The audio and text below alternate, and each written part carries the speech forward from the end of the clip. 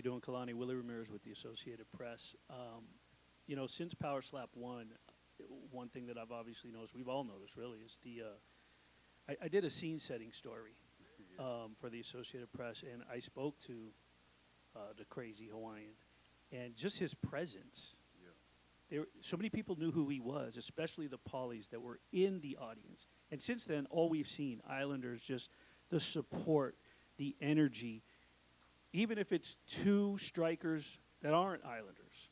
Can you talk about the culture and the history and what it means just within the Polynesian culture, this sport?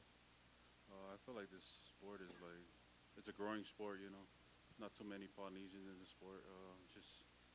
I know the Crazy Hawaiian is one that's been there since the beginning. And just being able to be a part of that, it's a blessing.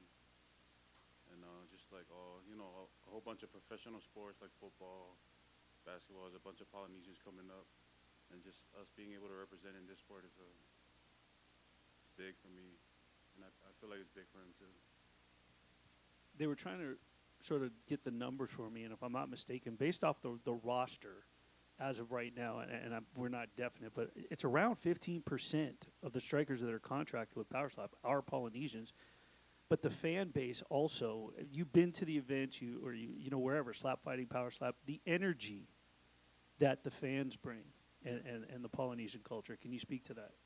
Yeah, that's just part of our culture, whenever you see a Polynesian win or whenever you see them like succeeding, people try to, just the energy is unmatched, like the screaming, the shouting, that's just all energy, that gives us energy to perform better. And I feel like that's the one thing that us Polynesian have an advantage with is like the support system.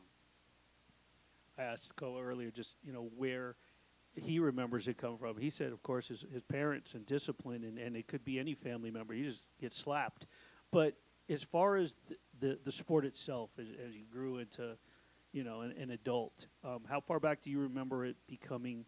He remembered just before COVID, but for you, and then getting involved, and how deep this runs before Dana brought Power Slap to life. What was the question again? Just how far back you can recollect sport? For you, yeah, when it came to, where it came from for you. I just remember watching football. When I was playing football, I would look on YouTube and then I would see the slap fighting championship, and I would see Cole. That was like, 3 years ago? So I think that was probably the last time I remember.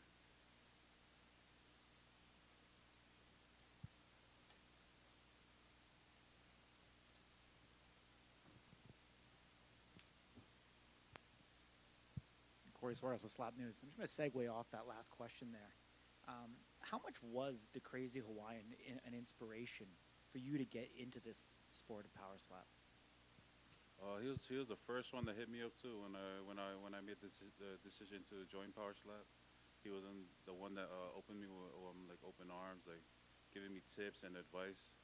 Being able to go against Cody Vallo my first match, and like after that match, now we're going against each other, so it's kind of it's kind of crazy. So I feel like it's cool. Do you think athleticism versus experience? How is that going to play a factor tomorrow night? It just all comes down to who can survive the hit. You know what I mean? Like I feel like I got the power, he got the power. It's all about testing whose chin is stronger. So I feel like us Polynesians, growing up, we got that experience, getting disciplined. So. Some of the Hawaiian fans on social media have talked about not liking seeing two island boys fighting each other. What do you want to say to those fans? Yeah, like that's what I was thinking too. Like none of us want to see us Polynesians go against each other. So, me and Cole talked about it. We're going for the belt. So that's the main reason why we're doing it. We get to bring a belt back home to the people, back to the island. So I feel like it's a win-win situation. DraftKings had you opened up as a 2-1 underdog against the Crazy Hawaiian tomorrow night. Why do you think he's so favored in this matchup? Just because he's a veteran in the sport, Just like a bunch of other sports, you're always going to go with like the more experienced fighter. Whether it's boxing, you'll go for the boxer, And for slap fighting, he's been in the game for a while. So I've only had one match, so this upcoming match will be the one that will test if I'm cemented in this sport or not. Let's talk a little bit about your football background. And I know you said that you have an aspiration to continue on with football. Do you plan to be a two-sport athlete? Yes, sir. That's the plan. Try to play for the USFL or XFL and just go from there. What do you think is going to be the difference maker for you tomorrow to become the first super heavyweight champion? For me, it would be to just limit my mistakes, stepping, or whatever fouls. Just try to not have any controversy calls. You know what I mean? Have people guessing if I stepped or not, or then just hit right on wherever's legal. When you get drafted to the NFL, I'm sure there was an outpour from the Hawaiian fans. You come into Power Slap once they get an outpour. What was greater? Did you find that people are supporting you more in football or in Power Slap? It was both the same. I wasn't drafted. I was an undrafted free agent. I had to work my way up. Made it to the the scout team and everything, and I got released before the regular season. But I feel like I got the same amount of support. But as of right now, slap fighting is more recognizable when I'm out in person. They would recognize me as the guy who knocked the guy out. Little kids running around. Hey, you're the guy that knocked that guy on Power Slap, and I'll be like, oh, yeah, that's me. So I feel like football is I would say I got more attention from Power Slap, but football I was known for playing football. Hey, the Crazy Hawaiian was just up here, and traditionally he likes to make a little wager with his opponent in regards to the shoes. With this one, though, he was saying to up it, and he wants your poster. Is that something that you'd entertain? Yeah, I can do that. You can take my whatever poster, shoes, whatever he wants. I'm gonna get that from him after the slap match. So we'll see. You're fairly new to the sport. I was just curious. Have you spent any time training with any of the Power Slap fighters, the veterans? Has any of them reached out to you and speak about technique or tips and tricks, anything like that?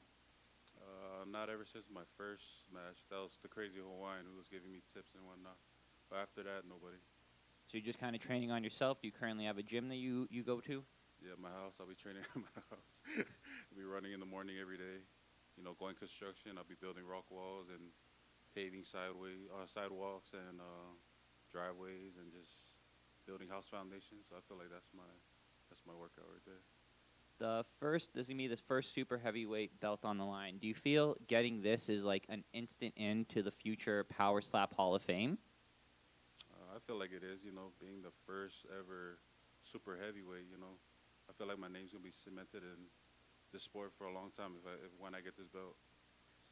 A lot of people keep saying it's going to be difficult to find opponents in the super heavyweight division. Do you think we're going to see more NFL football people kind of make the transition into Power Slap?